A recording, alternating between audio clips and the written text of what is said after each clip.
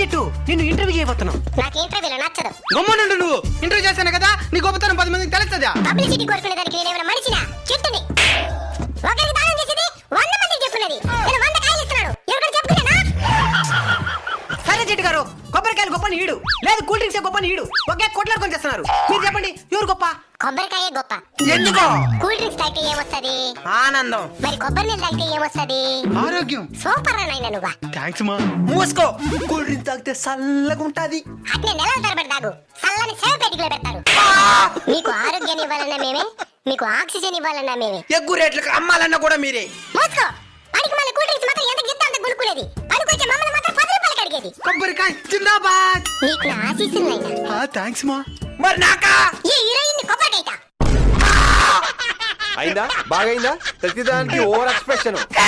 నన్నే కొడతావా? కొబ్బరి నీళ్ళు తాగు, తగ్గిపోతుంది.